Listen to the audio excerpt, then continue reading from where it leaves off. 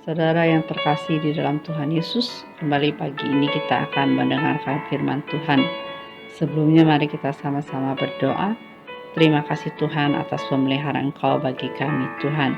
Kiranya senantiasa Engkau tetap menjaga dan melindungi kami Tuhan. Terima kasih ya Tuhan, kami serahkan semua ke dalam tangan Engkau. Hanya di dalam nama Engkau, nama Tuhan Yesus kami berdoa. Amin. Firman Tuhan pada pagi hari ini bertemakan tentang jangan takut. Mari sama-sama kita baca di dalam 2 Raja-Raja pasal 7 ayat yang ke-6. Sebab Tuhan telah membuat tentara Aram itu mendengar bunyi kereta, bunyi kuda, bunyi tentara yang besar, sehingga berkatalah yang seorang kepada yang lain, sesungguhnya Raja Israel telah mengupah raja-raja orang Het dan raja-raja orang Misraim melawan kita, supaya mereka menyerang kita. Kengerian ternyata tak harus disebabkan oleh sesuatu yang kasat mata. Sejak awal 2020, selama beberapa bulan, dunia dibuat khawatir dengan merebaknya COVID-19. Semakin dekat lokasi suspek atau orang yang diduga terkena virus, terlebih jatuhnya korban, akan meningkatkan atmosfer ketakutan bagi orang-orang di sekitarnya. Mungkin hal yang sempat kita rasakan juga ketika mungkin mendengar kabar mengenai korban akibat COVID-19 yang mungkin terjadi di lokasi yang berjarak tidak jauh dari kita, yaitu sekitar 30 menit dari rumah. Ada yang tak biasa di dalam peperangan yang dialami bangsa Israel pada masa Nabi Elisa. Entah bagaimana awalnya, di perkemahan orang Aram mendadak terdengar bunyi kereta, terdengar bunyi kuda, dan tentara yang besar, sehingga mereka menyangka bahwa akan segera terjadi penyerbuan. Alhasil, di dalam ketakutan orang-orang Aram melarikan diri untuk menyelamatkan nyawa. Harta benda dan kumpulan ternak pun mereka tinggalkan, yang kelak menjadi jarahan besar bagi umat pilihan Allah sebagai penggenapan nubuatan yang disampaikan oleh Elisa. Ketakutan besar dari Allah berhasil menyergap bangsa Aram, sehingga mereka dapat dikalahkan tanpa terjadi peperangan sedikit pun. Ini disebabkan karena Allah yang berperang bagi mereka. Orang yang mengalami kekhawatiran dan ketakutan berlebihan ibarat pasukan yang kalah sebelum perang dimulai.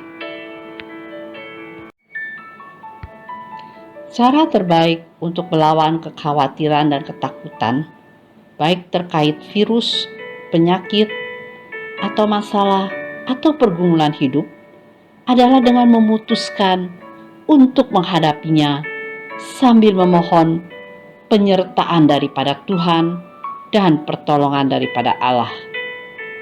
Pergumulan tentunya adalah suatu hal yang wajar dialami dalam hidup. Namun, ketika pergumulan menjadi begitu berat, terkadang beberapa orang menjadi kecewa kepada Tuhan. Oleh sebab itu, seringkali muncul pertanyaan, kenapa hal ini terjadi padaku? Kita merasa selalu mentaati firman Tuhan, tetapi kita merasa Tuhan justru tidak memperdulikan kita. Ayub adalah seorang yang taat kepada Tuhan. Kalau kita baca di dalam Ayub pasalnya yang ke-1. Namun meski begitu, Ayub tetap mengalami pencobaan dalam hidupnya. Hal itu tentu bukan hal yang mudah bagi Ayub. Namun di sisi yang lain, merupakan sebuah hal yang menarik bahwa Ayub tidak meninggalkan Tuhan karena rasa kecewanya, melainkan menyampaikan pergumulannya kepada Tuhan. Sikapnya itu menunjukkan bahwa Ayub tetap menyertakan Tuhan dan mengharapkan pertolongannya. Memang rasa kecewa adalah sebuah hal yang wajar. Namun Sebagaimana Ayub bersikap, demikian pula lah kita diajak untuk tetap memiliki dan membangun keyakinan kepada Tuhan, dengan kesadaran bahwa karena pertolongannya sajalah maka kita memperoleh hidup. Percayalah bahwa kita tidak akan pernah dibiarkannya sendirian. Rasa takut tak akan pernah mendatangkan kebaikan bagi orang yang mengalaminya. Oleh karena itu, tetaplah setia kepada Tuhan dalam setiap pergumulan hidup. Hanya daripadanya lah sumber pertolongan kita. Oleh karena itu, janganlah kita takut atau khawatir, tetapi tetap berpegang teguh kepada penyertaan daripada Tuhan dan pertolongan daripada Tuhan. Kita akan belajar seperti Ayub. Di dalam masalah kehidupan pergumulannya, tetap menyertakan Tuhan di dalam hidupnya dan tidak merasa kecewa. Tuhan Yesus memberkati. Kita sudah dengar firman Tuhan yang disampaikan Sister Vivi. Bagus sekali, ada satu hal, jangan kita takut.